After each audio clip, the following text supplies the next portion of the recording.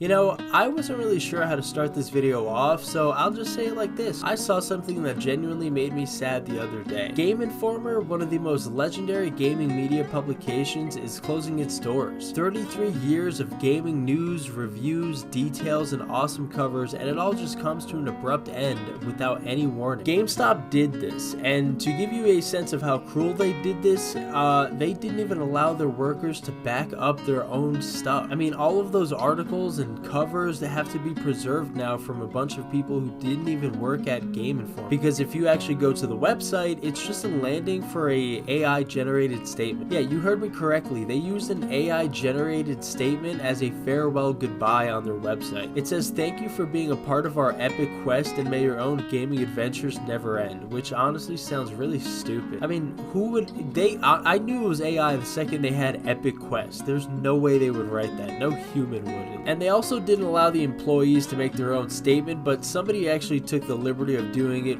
regardless. Now, this statement was made on the Game Informer Twitter, and it was also nuked after it was posted, like I think a half hour later. But this is the actual goodbye from the Game Informer employees. So after the employee logged into Game Informer for the last time, they said, "Our 33-year legacy deserves a genuine goodbye. We're heartbroken by the shutdown of our publication, yet we leave with pride knowing that we poured everything we had into it. In the words of our editor-in-chief, be well, play well." That last part is really hitting hard. This really feels like the bitter end to something that was a cool part of the industry for so many years. I have Game Informer. I love Game Informer, and I think we all do. It just feels like there's an end of an era for gaming, and every week something is happening that just kind of solidifies that. Speaking of bitter ends, E3, which I know everybody already knows is dead and gone, is another good example of this. Was a special coming together of the entire industry to celebrate the future of video games. I mentioned this before on a previous video, but gaming felt like a well-kept secret that a select few people were in on. It was like underground music that honestly a few people cared about, but it wasn't mainstream. So when E3 would take place, it was purely made up of those who loved and cared for the industry. Of course, those days are long gone. E3 has since closed its doors, with its final statement being, after more than 2 decades of E3, with each one being bigger than the last, the time has come to say goodbye. Thanks for the memories, GG, well played. It hurts. That hurts. I mean, it really does. Events like that are just special. They do more than just show off the latest innovations in gaming. They help to create life-lasting memories. And that is just priceless. The memories of seeing the God of War reveal, or the PS4, Halo 2, and Cyberpunk. I mean, who could forget Keanu Reeves? You just can't replace that. No matter how hard Jeff Keighley tries, he will never be able to replace E3. And like I said, this is all part of the end of an era for gaming. Now, it's hard to put a name on this era, like what would we even call it? The era where we got good quality gaming news, the era where we got good information from the popular magazines, the era where we had an entire event that was annual to highlight the best of the gaming industry. What would we even call that era? Well, I don't know if this fits perfectly, but I'm gonna call it the underground gaming era.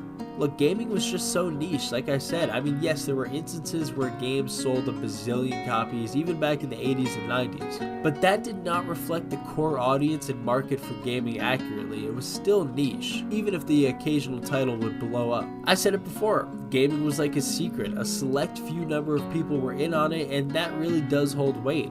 Even the publishers talked about how difficult it was to sell to gamers back then. Gamers will buy anything nowadays so that they can be trendy on TikTok. But back then, gamers were knowledgeable and passionate compared to today's casual gamer. In any case, I'm not really here to place the blame on why the era of underground gaming is gone, but I'd rather talk about what exactly we are losing here. So we already started with Game Informer and E3, and now let's shift our eyes to an entire publisher, a platform holder, Xbox. Xbox has been in a constant state of freefall ever since the one tragic and damaging day.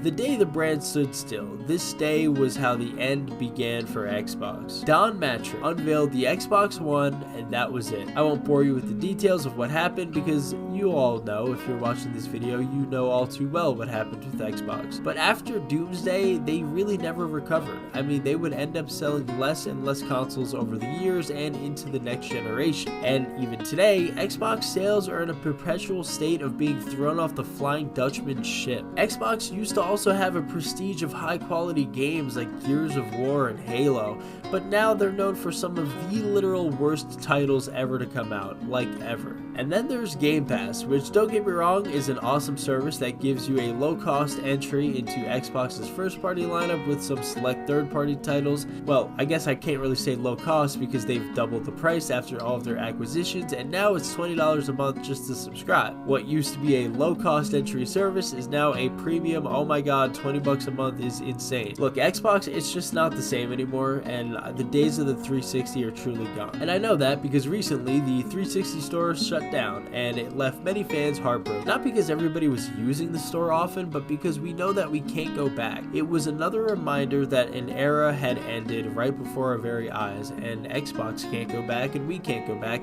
and that sucks. So let us say a final so long and goodbye to the Xbox 360 store and all that it represented. Although I was primarily a PS3 player, I understand very well what the Xbox 360 meant to the gaming industry. And trust me when I say this, I was told you were the best. I won't even argue. Well, this is actually pretty fun. Let's keep this sad train going. Let's take a look at a different ending for the underground gaming era and look no further than the actual games themselves, physical media. It's a little surreal for me to talk about this because it feels like just yesterday I was in line at the Best Buy on 62nd Street in New York City, waiting for my copy of Black Ops 2 while others waited for Halo 4. The year was 2012, and man, it was a great time to love video games. Fast forward to today, 12 years later, and well, there's no lines, but literally, there's no lines, there's nothing to go to a video game store for. I mean, they don't even have games there. If you go to a video game store today, you might not even be able to buy a game. They might just give you a download code on a receipt, and they don't even bother to replace the games that are missing. Like the Xbox sections, they just leave them empty, as like a painful reminder that video games just aren't going to sell physically anymore. The age of physical media was always meant to be a bridge between generations that would connect us with digital media, and I understand that. But that doesn't make this any less painful to see. The joy of going to a store that was dedicated to video games,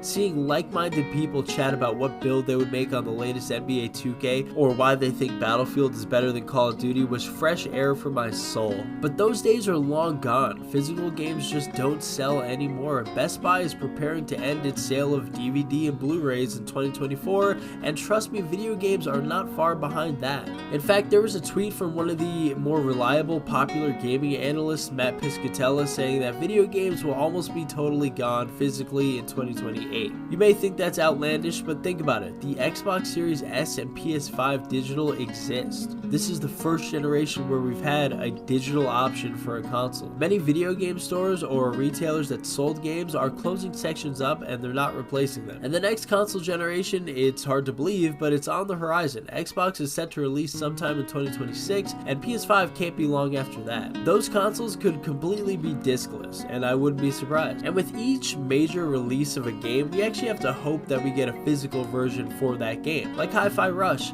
That's a game that was awesome that didn't get a physical release at day one, and now I believe has a limited physical release. Now sometimes we get lucky and games do have physical releases, and sometimes we don't, and they just skip it altogether. We may be nearing the end of physical video games as we know it. Except for Nintendo. So Nintendo honestly doesn't care about these plans to go all digital. They are the wrench in these devious plans. They are the last bastion of hope. They still care about physical media, they still care about selling you an experience, and they even still care about the little quirky things like the holiday gift guide and the niche things like Amiibo, which are very likely to continue in the Switch 2's lifespan. I'm sure we may see a day where physical media is gone totally, but Nintendo truly sticking it to these plans and going with physical media even today is special, I'm not gonna lie. It warms my heart. The last thing I want to talk about before wrapping this up is the little things, and I'll explain what that means. I mentioned it with Nintendo, but Amiibo is so important. The holiday gift guide is so important. Xbox's tradition of releasing insanely awesome controllers that date back to the early 360, that is important. I was gonna add something for PlayStation, but I don't know if they have a thing like that, so if they do, let let me know in the comments and I will reply with, "That's important." Anyways, the reason that this stuff matters is personality and brand recognition. Nintendo really is the only one doing anything like Amiibo or the holiday gift guide, or the nice little messages that sometimes pop up on the Switch news section like this one. It's not much in the grand scheme of things, but it's a nice little thing that I and many others appreciate.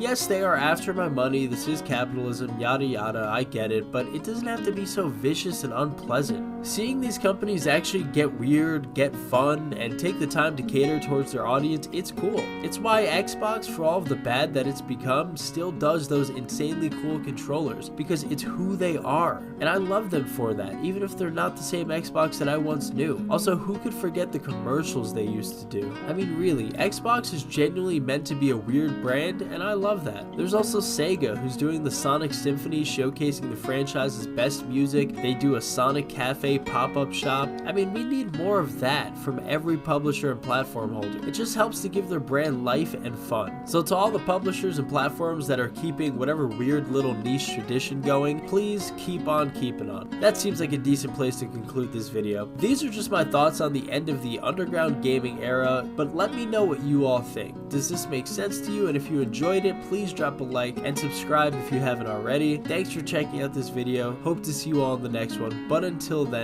peace. And RIP E3, RIP Game Informer, press F to pay respects.